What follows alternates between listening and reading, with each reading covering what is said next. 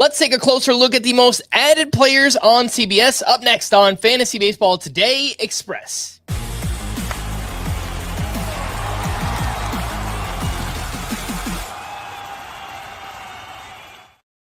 Welcome into FBT Express on Tuesday, August 5th. I am Frank Stampfl, joined by Chris Towers, and let's take a look at some of the most added hitters. First up, no surprise, but Andrew Vaughn is up to 66% rostered at this point.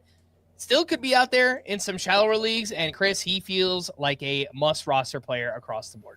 Yeah, I think you kind of just have to treat it as if it's real.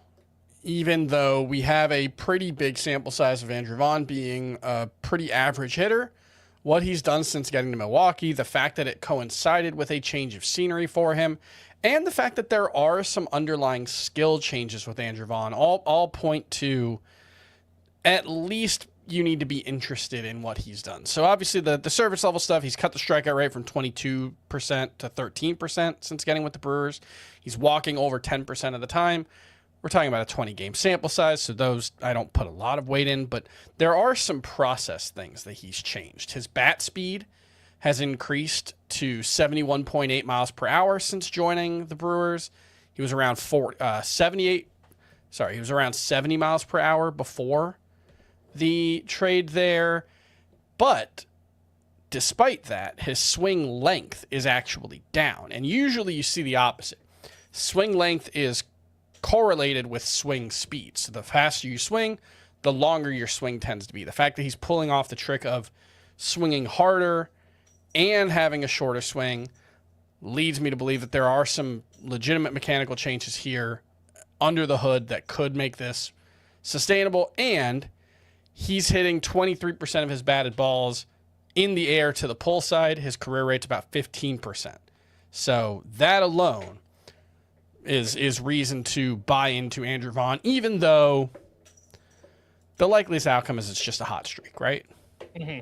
What about these two? They are hot right now. Warming Bernabel is up to 47% rostered. He has first and third base eligibility.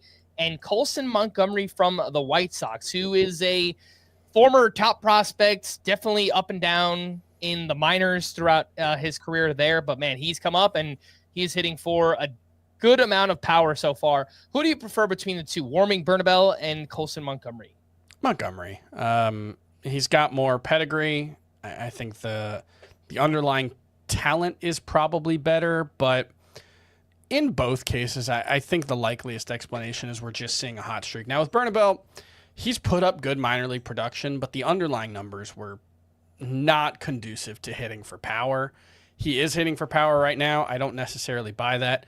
Montgomery, it's kind of like Vaughn, where it's a small sample size. It's a huge outlier for his career. His minor league numbers weren't really all that great, especially at AAA, but this was a former first-round pick, a guy who had a lot of hype as a prospect. A lot of people believed in the skills, and one thing I think I said on Sunday's full episode of FBT is just it's possible that what the White Sox had him doing at AAA was working on very specific things. I'm not sure what it was. Just look for breaking balls or whatever. I don't know what it specifically was. But the fact that they called him up, despite his pretty poor minor league production, suggests that they saw growth that wasn't necessarily showing up in the box score. And I think it was like 2 homers in his final game or 4 homers in his final 3 games, something like that before getting called up. That could suggest that the White Sox saw what they were looking for, saw the skills that they wanted him to work on, and brought him up, and now that's all clicked into place. I don't think it's the likeliest outcome, but he's been good enough so far at the major league level that I think it's worth betting on Colson Montgomery. All right, let's take a quick break. We'll be back right after this. They want to take this place from us. My family is in danger. My wife is lost to me, and I don't have time. 1923, new season now streaming, exclusively on Paramount Plus. Welcome back in the FBT Express. Going over some waiver wire ads right now, and Luke Keeschel sounds like he will return to the Twins on Tuesday. 37% rostered, has second base eligibility on CBS. He looked really good early on in the season. Chris, do you have any interest here in Luke Keeschel? Yeah, I think in any roto league, you probably need to add him just as a middle infielder with some speed. He was just so aggressive on the base paths before his promotion to the majors. And then he had, what was it, 5 steals in 7 games at the major league level. And then on his rehab assignment, since coming back from his fractured forearm, he's got 7 steals on 8 attempts in 14 games. So he hasn't slowed down at all. He's not like the fastest base runner in the world, but he's been really opportunistic and really aggressive, and he's got enough speed that I think you've got to give him a chance if you need stolen bases. He's going to get on base, and he's going to be very active there. And I think there is some upside just as a general hitter for Keishel as well. On the pitching side, it is all about the relievers right now. And we saw after the trade deadline, lots of closer roles opened up here. The 2 biggest names, Randy Rodriguez up to 72% roster and Cade Smith up to 64%. Of course, Randy Rodriguez blew a save here on Monday, unfortunately, but it feels like those 2 kind of stand out from the pack, Chris. Who do you prefer between Randy and Cade? I've gone back and forth on these 2 a few times. I don't know, man, because Cade Smith almost blew the save on Monday as well. I think it was a tie game, but yeah. It was a tie, yeah. He put himself in some trouble in the 9th inning. I feel more confident that he's a better pitcher than Randy Rodriguez. That's not a knock on Randy Rodriguez. It's just that Cade Smith's kind of been the best reliever in baseball since he made his debut. I think he's first in the league in FIP, top 10 in strikeout rate. He's just been unbelievable. Randy Rodriguez has been incredible this season as well. But I think Smith's just slightly better, and they have a similar grip on the role, so I'll probably go with Smith over Rodriguez, but I really think it's a coin flip. They're both awesome. And I'm telling you to pay close attention to David Bednar as well, because Devin Williams blew another save here on Monday. He's given up runs in 5 of 7 outings in the second half so far. And the Yankees need to win now. They brought in all these big-name relievers. They got Bednar. They got Doval. Obviously, Luke Weaver is still there, and he's really good. So wouldn't surprise me in the slightest if we see somebody not named Devin Williams get the next save opportunity for the Yankees.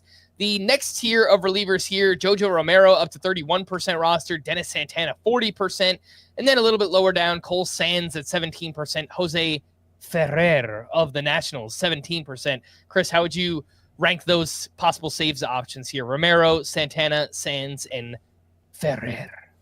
Well, I don't think any of them are particularly good, and they're not on great teams, but Romero is among that group of 4, pretty clearly on the best team, right? It's not even actually, the rest of them are pretty obviously in tanking mode. So Romero has gotten 2 saves, I think, since the deadline. He got the save on Monday for sure. He's on a good team, so there should be more opportunities there. I'll give him the edge over Sands and Ferrer and Santana, at least for now. All right, and one deep league starting pitcher that I want to give a little shout out to, Joey Wentz, doing some different things here, getting an opportunity with the Braves. I think a lot of people adding him here because he's a 2-star pitcher. He has RP eligibility, so for those who play in points leagues, just the name to pay attention to. We'll see if he can keep it up, but he's throwing this cutter a lot, and the Braves are just going to let him go. They desperately need starting pitching, so just a deep league name there to pay attention to is Joey Wentz. For more extensive fantasy baseball coverage, listen to our full-length podcast, Fantasy Baseball Today, on Spotify, Apple Podcasts, or anywhere else podcasts are found. Thanks for listening to Fantasy Baseball Today Express, and we will be back again on Thursday. Bye-bye.